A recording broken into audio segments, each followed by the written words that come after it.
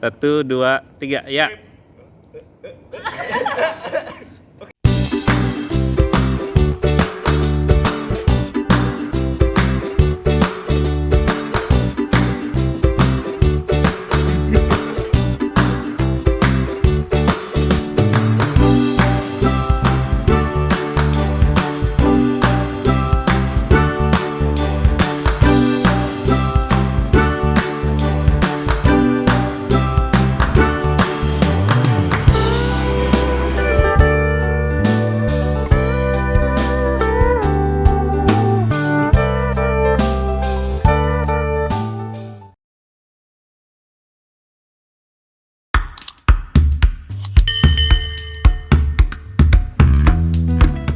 PPI Gen mengucapkan Selamat Idul Fitri, mohon maaf lahir dan batin.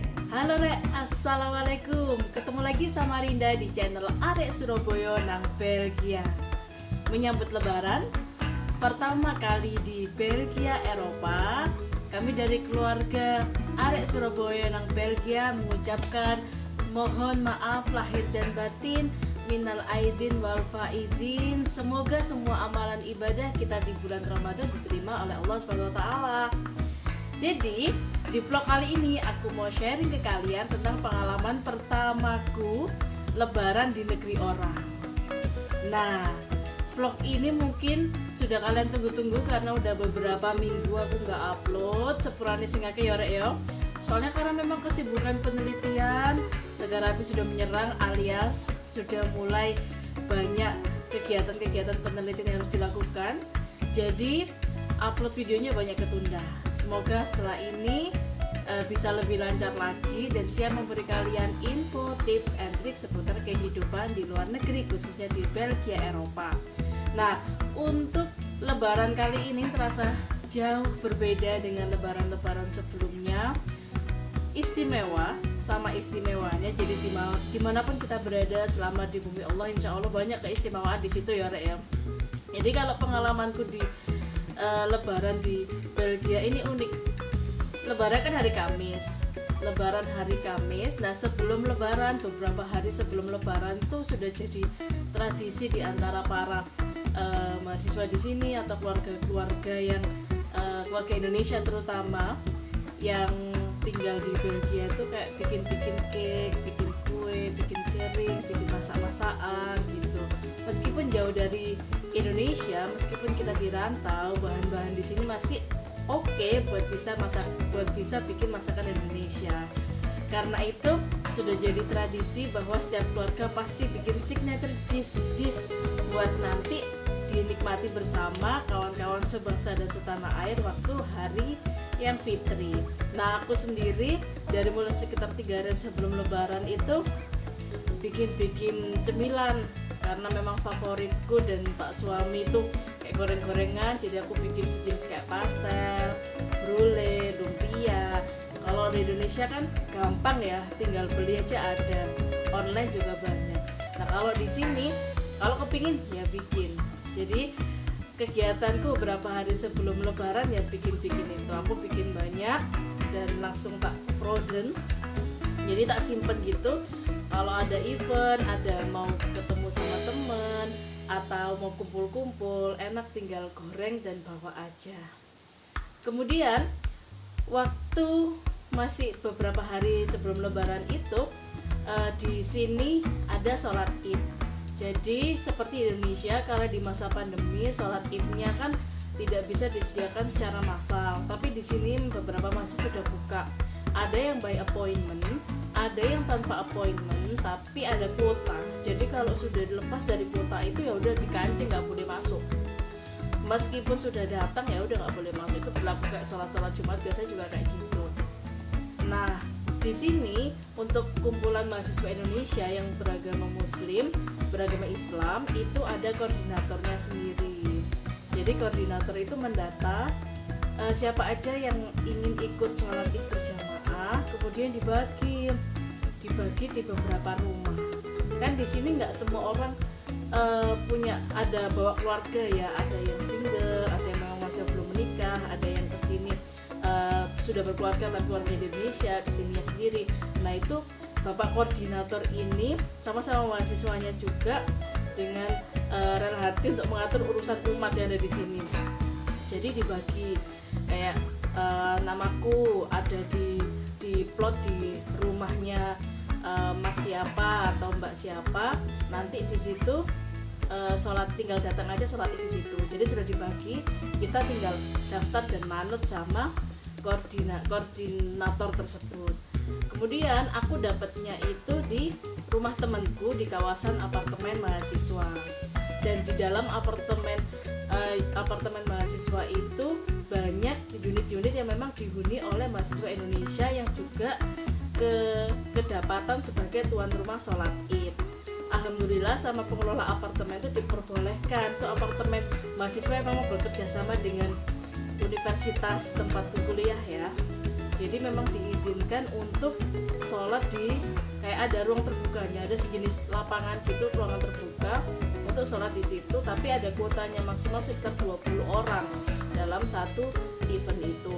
Nah di situ akhirnya sholat bersama di lapangan itu, sholat Id bersama. Terus tapi uniknya itu bukan hanya softnya berjarak, tapi ada bubble-bubblenya. Kalau di sini tuh maksudnya ada kayak lingkaran-lingkaran. Jadi kalau di taman-taman pun itu rumputan tuh dilingkari gede, dilingkari besar. Maksudnya apa? Dalam satu lingkaran tuh hanya boleh ada 4 orang. Termasuk waktu sholat Id itu di lapangan itu sudah dibagi-bagi menjadi beberapa kelompok. Nah satu kelompok terdiri dari beberapa orang. Meskipun nggak serame kalau kita sholat Id di Indonesia, tapi syukur banget, alhamdulillah banget masih bisa merasakan nikmatnya bersama-sama dengan teman-teman sebangsa dan setanah air merayakan Idul Fitri. Setelah sholat Id lanjut makan bersama, karena itu banyak yang datang. Jadi setiap orang yang datang rata-rata itu juga bawa makanan, bawa cemilan, bawa buah-buahan. Jadi makanan berlimpah banget. Cuman memang kita nggak bisa yang satu kayak prasmanan gitu, satu tempat terus makan bersama-sama, nggak bisa, tetap di bubble-bubble, dibagi beberapa kelompok dan makanannya didistribusikan di situ. Jadi per kelompok mungkin isinya 4-5 orang, sudah kita makan bersama di situ. Tapi masih jauh lah, ya nggak jauh sih, jaraknya kira-kira ya 10 atau 5 meter dekat kita tuh sudah ada teman-teman yang lain juga kelompok lain makan. Jadi saling sapa, maaf ya, makan di sini, ini ada apa. Jadi saling ngobrol juga, masih tetap ngumpul gitu. Dan luar biasanya lagi saat kita sholat, toleransi beragamanya itu kuat banget. Jadi saat kita sholat, teman-teman yang non muslim, padahal di situ mereka juga sedang merayakan hari kebangkitan Isa al-Masih, karena memang sholatnya ibadahnya di gereja masih pukul 10. Jadi beliau itulah, teman-teman kita yang non muslim itulah yang menyiapkan makanannya. Toleransinya hebat banget. Jadi benar-benar dibantu, disiapkan makanannya, ditata, bahkan dimasakin. Bahkan beliau itu yang sibuk masak dari hari sebelumnya ya, karena saking banyaknya makanan, bahkan makanannya itu lebih banyak daripada jumlah orangnya, karena hampir setiap orang juga sudah masak-masak di rumahnya masing-masing, dan saat sholat Id dibawa untuk makan bersama-sama. Senang banget, apalagi meskipun kita satu Indonesia, di Belgia kan jurusannya beda-beda, kampusnya Jugend itu juga banyak wilayah, banyak lokasi kampus. Pastinya nggak setiap hari kumpul, nggak setiap hari ketemu, tinggalnya pun berjarak. Jadi waktu ada event kumpul-kumpul di hari raya Idul Fitri itu seneng banget, bisa ketemu, bisa ngobrol, bisa kenalan. Apalagi aku termasuk yang baru datang ya, belum setahun di Belgia, jadi itu ajang kayak berkenalan lagi dengan beberapa orang yang masih belum sempat kenalan. Nah enak banget, dan yang lebih enaknya lagi kita bisa merasakan taste of Indonesia di situ. Opor ayam ada, lontong ada, terus ikan, daging, wah semuanya berlimpah, kerupuk. Kalau di mana? Di di Indonesia itu murah di semua tempat ada, tapi bagi kami mahasiswa Indonesia di Belgia itu sebuah kemewahan tersendiri. Mewah dari makanannya, tapi juga dari mewah kebersamaan dan kumpulnya itu. Aku sendiri sebelum lebaran tuh masih nyempetin bikin tempe.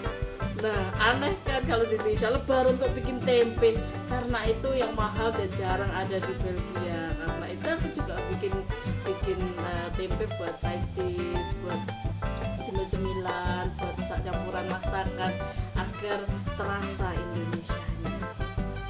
Senang banget. Oh iya, waktu aku sholat id itu aku berangkatnya cuma sama Lea, coba berdua aja. Nah, kemana Pak Suami? Pak suamiku tercinta sedang penelitian. Jadi nyambung ke video sebelumnya yang aku nemenin Pak Suami riset di kampusnya, itu belum berakhir. Jadi masih ongoing penelitian. Bahkan di malam takbir Pak Suami harus sudah standby di rumah sakit hewan dan nginep, baru besok siangnya pulang. Baru waktu sudah Idul Fitri, sudah duhur, sudah belum duhur jam 12-an gitu baru pulang. Karena memang sudah tuntutan profesi, perjuangan untuk bisa meraih pendidikan, ya harus komitmen.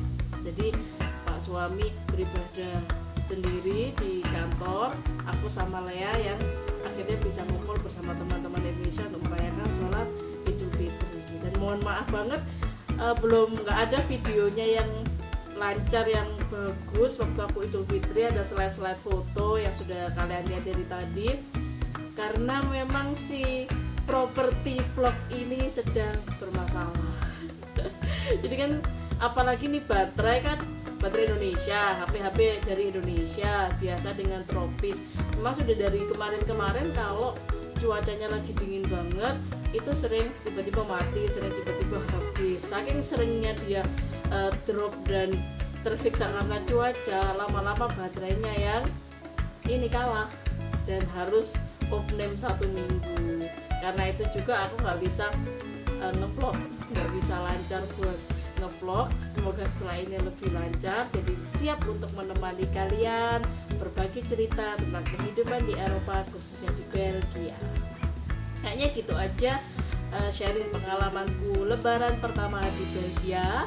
Kurang lebih nih sepurane sing akeh, dan jangan lupa klik like and subscribe, juga share video ini ke teman-teman kalian.